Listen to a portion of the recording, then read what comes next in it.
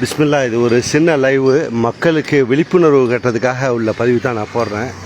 எப்படின்னா, இன்றைக்கி ஒரு வியாபாரி ஒரு கஸ்டமரை கூட்டிகிட்டு வர்றாரு. அது லேண்டு விற்கக்கூடிய வியாபாரி.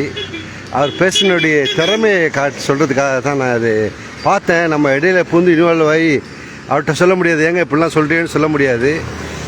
இந்த இடம் எங்கே இருக்குன்னா, மன்னார்குடியிலேருந்து ஒரு 8 கிலோமீட்ரு. எங்கள்கிட்ட கார் ஷோரூம் இருக்குது இந்த இடத்துல. அயன் கார் ஷோரூம்னு சொல்லிட்டு அயன் கார் ஷோரூம் இருக்குது பாருங்கள், எங்களுடைய ஏரியா. இந்த லேண்டு எப்படின்னா, நம்மளுடைய நண்பர் ஒருத்தர் துபாயில் ஃபெடரல் எக்ஸ்பிரஸில் ஜபலலி பிரான்ச் மேனேஜராக இருக்கவர் அப்துல் முகமது. அவருடைய லேண்டு ஃபுல்லாக இல்லாமல் எங்களுடைய இடத்துலையே நின்றுக்கிட்டு ஒரு வியாபாரி பேசுகிறாரு. நான் எல்லாத்தையும் பார்த்துக்கிட்டு தான் இருந்தோம். என்ன சொல்கிறாரு, இந்த இடத்துக்கு பின்னாடி உள்ளது ஒரு குழி 60,000 ரூபா அப்படிங்கிறாரு. இந்த இடத்துக்கு பின்னாடி கிட்டத்தட்ட ஒரு 3-4 லேண்ட் ஓனர் எனக்கு தெரியும். இந்த இடத்துலேருந்து அவர் காட்டுறாரு. அந்த ஓனர்களும் இல்லை, புரோக்கரு. அவர் காட்டும் போது 60,000 ரூபா. இங்கேருந்து நின்று பார்த்தீங்கன்னா புதக்குடி தர்காவுடைய கொடி வரைக்கும் தெரியும். இப்படியே ரைட்டில் போனீங்கன்னா அப்படியே நான் ஒரு கல்யாண மண்டபத்துக்கு போயிடலாம் அடிக்கிறாரு. இதுக்கு பக்கத்தில் கிராஸ் பண்ணுறதுக்கே ஒரு ஆறை கடக்குன்னு அதில் போக முடியாது, ரூட்டே கிடையாது.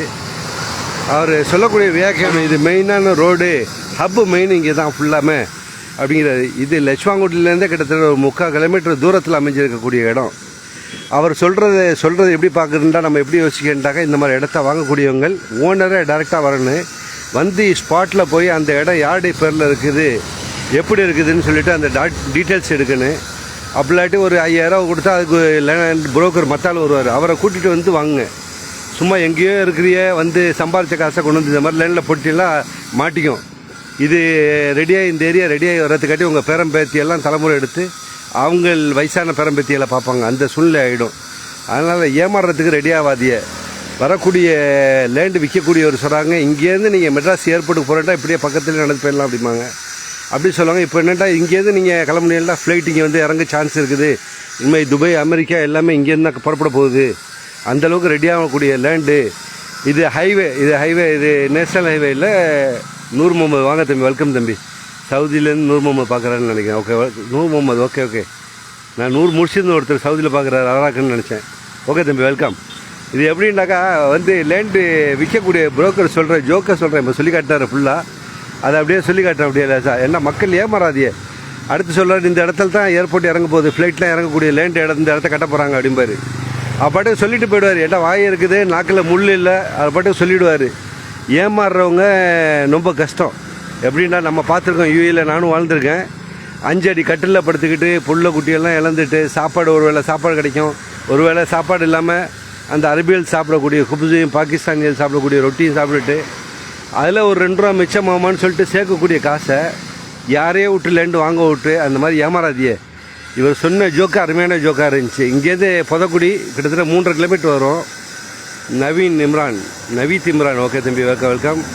விக்னேஷன், ஓகே தம்பி. பாருங்கள், ஏண்டாக்கா இன்றைக்கி ஒரு லேண்ட் புரோக்கர் சொன்ன ஜோக்கை பார்த்துட்டு நான் அப்படியே எனக்கு என்னாண்டு விட்டுட்டு இருக்க முடியல. அதனால தான் சொல்லி காட்டினேன். இது எங்களுடைய கார் ஷோரூம் கிட்டனே நிட்டு தான் அவர் சொல்கிறாரு. புதக்குடி தர்காவுடைய கொடி இத்தாப்பில் தெரியும். இப்படியே ரைட்டில் பண்ணிட்டா கல்யாண மண்டபத்துக்கு ஏறிடலாம். இன்னும் கொஞ்சம் நாளில் சொல்லுவார், இந்த இடத்துல தான் துபாய் ஏர்போர்ட் வந்து பிரான்ச்சு கட்ட போகிறாங்க. இங்கேருந்து அங்கே நீங்கள் போகிறதுக்கு இமிக்ரேஷன் தேவையில்லை, ஒன்றும் தேவையில்லை. ஏட்டா கேட்குறவன் கேடப்பையிலாக இருக்கான், அதனால் கேட்டு போகிறான். அவனுக்கு பதில் கேட்க கூட தெரில. எப்படிங்க போவோம், ரோடு கிராஸ் ஆகுமாங்க, எங்கெங்கே இருக்குது, அது கேட்குறது கூட இல்லை. வாயை பிறந்துட்டு உட்காந்துருக்காங்க. காசை கொடுத்துட்டு சொந்த காலில் சூனியம் வைக்கிறோம் அப்படின்னு தமிழில் சொல்லுவாங்கல்ல, அது மாதிரி 3 மணி நேரம் எனக்கு நாடு வாயை பார்த்துட்டு உட்காந்துருப்பான். அவன் பாட்டு நடிப்பான்.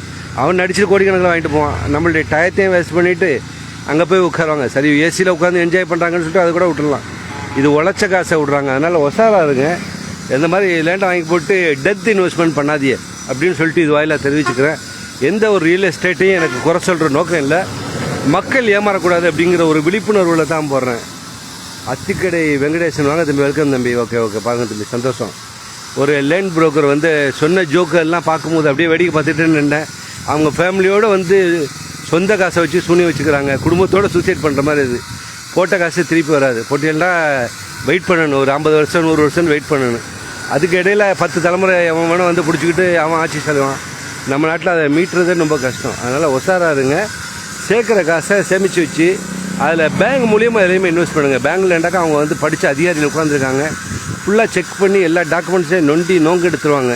அதுக்கு பிறகு நீங்கள் பண்ணுறது நல்லது. கூட என்னுடைய நண்பர் ஒருத்தர் தான் சொல்லி காட்டினார், நம்ம எவ்வளவுக்கு லேண்டு வாங்கினாலும் பரவாயில்ல, அதில் கொஞ்சோண்டு ஷேர் பேங்க் மூலியமாக வரணும் அப்படின்றது. எப்படின்னாக்கா பேங்க் எல்லா டாக்குமெண்ட்ஸையும் செக் பண்ணிடுவாங்க, யார் ஏமாத்துறா, இந்த பேப்பர் இருக்கா இல்லையா, என்ன வில்லங்க இருக்குது இதுக்கு பின்னாடி அப்படின்னு சொல்லிவிடுவாங்க. இல்லாட்டி யாருடைய லேண்டுக்கு பத்திரத்தை போட்டு யாரோ கொடுத்துருவாங்க, அதை சொந்த காசு எல்லாத்தையும் காசையை கொடுத்துட்டு ராகத்தில் புஷ்ஷுன்னு பஸ்ஸில் போன மாதிரி தான் போயிடும் எல்லாமே.